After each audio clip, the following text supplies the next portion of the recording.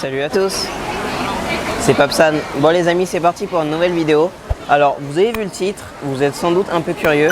Je ne sais pas si vous êtes au courant, mais actuellement la Corée du Sud et le Japon, ça va pas fort. Du coup je vais vous expliquer pourquoi la Corée du Sud boycotte le Japon en ce moment.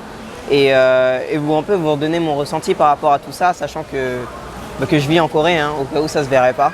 Attendez, juste avant de commencer la vidéo, par contre je vais vous montrer là où je suis. C'est tellement stylé, regardez.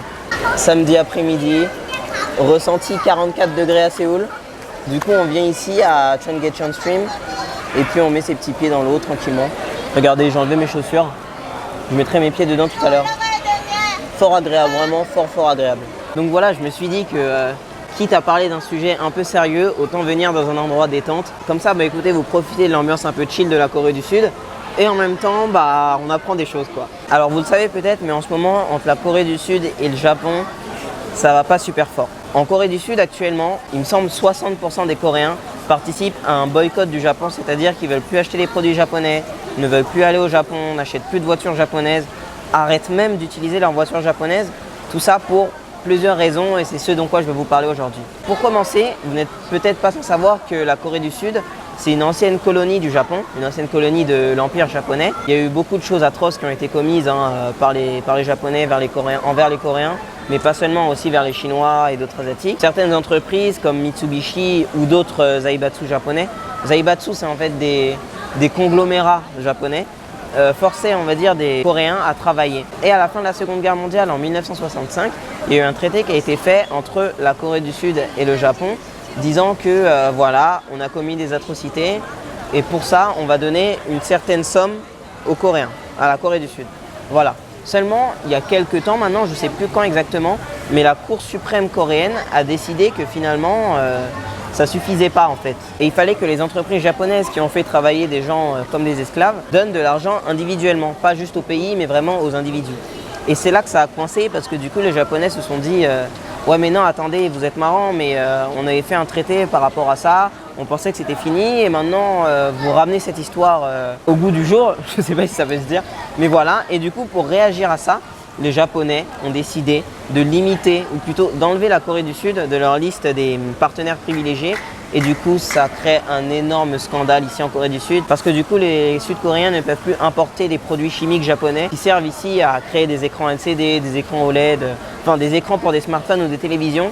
Et comme on sait que l'industrie électronique en Corée du Sud, c'est une grosse part de l'économie, croyez-moi que ça fait un sacré carnage. C'est pour ça que les Coréens ont décidé de lancer le mouvement Boycott Japan No Abe.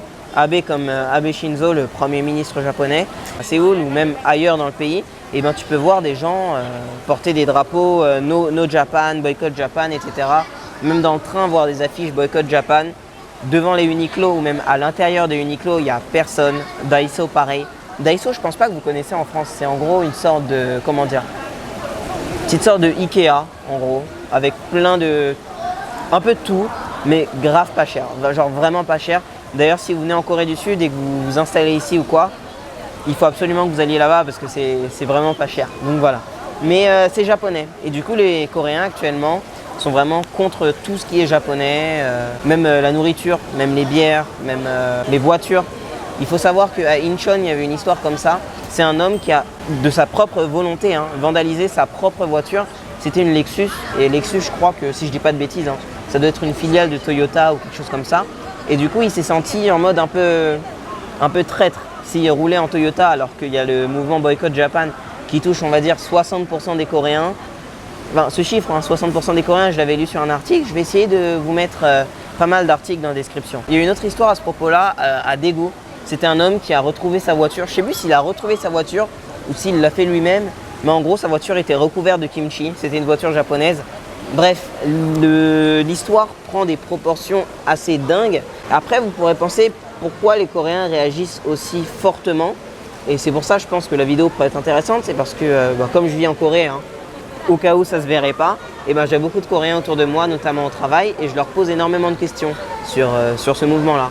La plupart du temps, ce qui ressort, c'est que les Coréens ne sont pas racistes envers les Japonais, non, loin de là. En tout cas, quand je parle avec des personnes, ils me disent jamais non, je déteste les Japonais, j'aime pas ce qu'ils font, non. Ils me disent tout le temps le gouvernement japonais. les Coréens en général, je ne veux pas me faire un peu le messager des Coréens parce que c'est pas vrai. Je suis juste là, un franco-sénégalais qui est là en Corée du Sud et qui donne son propre avis. Non. Prenez pas, on va dire, ma parole pour la sainte parole et la parole qui représente la parole de tous les Coréens. Je vous rapporte juste, on va dire, ce que j'entends autour de moi et ce que me disent mes amis, les collègues, etc. Donc voilà, c'est surtout contre le gouvernement et également au vu des nombreux différends qu'il y a eu entre la Corée du Sud et le Japon, que le Japon n'a jamais vraiment apporté des excuses aux Coréens concernant les femmes de confort. Pour ceux qui ne savent pas ce que c'est les femmes de confort, en gros c'était des femmes qui étaient forcées qui subissaient, on va dire, des actes sexuels en fait, par les Japonais. Et il y a eu pas mal de femmes coréennes qui ont subi ça, qui sont maintenant encore en vie, hein. Il y a encore des femmes de confort qui sont en vie. Et d'ailleurs, il y a des manifestations pour ça chaque semaine, chaque mercredi, je crois. Et voilà, c'est toutes ces petites choses-là. C'est comme si c'était la goutte de trop, en fait. Le fait que le Japon, au lieu de s'excuser, décidait de prendre une mesure aussi drastique et de lancer cette trade war, donc cette guerre économique. Donc voilà, c'est surtout pour ça que les Coréens réagissent aussi fortement. Et j'aimerais bien savoir un petit peu comment les Japonais pensent. Je sais que les Japonais, c'est un peu différent. Au Japon, en général, j'ai l'impression que les gens ne sont pas trop impliqués dans tout ce qui est politique, etc. Mais de toute façon, à ce sujet-là, heureusement, on a un envoyé spécial qui s'appelle Amine de la chaîne Japania, qui a fait une vidéo à ce sujet-là, qui est sortie dimanche dernier. Donc je vous invite fortement à aller voir cette vidéo-là. Comme ça, vous aurez un peu les deux côtés. Le côté au Japon, comment ça se passe, et le côté en Corée, d'après ce que moi je vous dis. Donc voilà, c'est cool. Merci à toi le bon Amine, le bon Rei Japania de vivre au Japon. Comme ça, voilà, on peut couvrir un peu les deux pays entre Rei. Après, si vous voulez savoir ce que j'en pense moi personnellement de toute cette histoire, de mon point de vue étranger, je trouve ça un petit peu... Comment dire? En réalité, j'ai pas réellement d'avis là-dessus parce que c'est pas quelque chose que je peux comprendre. Parce que je suis pas coréen, je ne sais pas comment les Coréens pensent. Qu'est-ce que ça fait on va dire, d'avoir été colonisé par un pays et le pays t'a fait des choses atroces comme ça. Donc je peux pas vraiment donner mon avis. Je peux pas dire ah oui, team Japon parce que j'adore les animés, team Corée parce que j'adore la K-pop. Non, c'est bien au-delà de ça. Et je pense vraiment que même par rapport à ce que vous direz dans les commentaires pour cette vidéo, modérez vos propos parce que c'est pas quelque chose qu'on peut vraiment, comment dire, on peut s'exprimer là-dessus bien sûr parce que voilà, liberté d'expression, tout ça, mais on peut pas juger en tout cas. On peut pas juger le comportement des Coréens vis-à-vis de ça. Et de l'autre côté, on peut pas vraiment juger les Japonais de se comporter comme ça parce que ils ont probablement leur raison en fait. Moi, c'est ce que je me dis de mon point de vue étranger. Bien sûr, si j'étais coréen, je pense que je dirais pas la même chose, mais voilà. En tout cas, voilà, je voulais vous tenir au courant un peu de cette histoire-là parce qu'en Corée du Sud, c'est très... Comment dire? Tu peux pas vivre ici et ne pas en entendre parler tellement c'est d'actualité. Des vidéos un petit peu sérieuses, je pense que ça peut être pas mal de temps en temps. Donc voilà, dites-moi ce que vous pensez de toute cette histoire, hein. Donnez-moi votre avis là-dessus. Moi, j'espère que la situation va s'arranger. Et de toute façon, il faut savoir que ce n'est pas tous les Coréens qui participent au boycott, comme je disais tout à l'heure. Tu as pas mal de Coréens également qui disent que participer au boycott, c'est pas bon en fait. Il faut régler ce problème-là de façon diplomatique, parce que participer à ce boycott-là, ça crée des gros problèmes. Notamment, imaginez les guides touristiques coréens qui font visiter le Japon aux Coréens. Bah là, ils n'ont plus de travail. Les Coréens, ils vont plus au Japon. Du coup, comment ils font? Vous voyez, ça peut en fait nuire aux Coréens de participer à ce boycott-là. Quoi d'autre? Aussi pas mal de restaurants, des restaurants de sushi, des izakaya, qui sont tenus par des Coréens. Du coup, ce que m'a dit un pote coréen hier au travail, c'est que quand il va dans un restaurant japonais tenu par des Coréens, et il mange des sushis, etc. Parce que voilà, le poisson a été acheté par les Coréens, etc. Et par contre, tout ce qui est bière japonaise, tout ce qui est produit purement japonais, intrinsèquement japonais, il prend pas. Au lieu de prendre une ebisu, il va prendre une casse. C'est un peu leur façon de participer au boycott et de vraiment montrer leur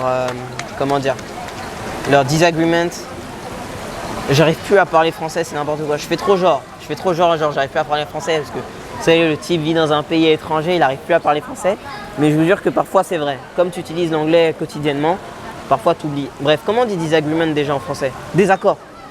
Voilà, désaccord.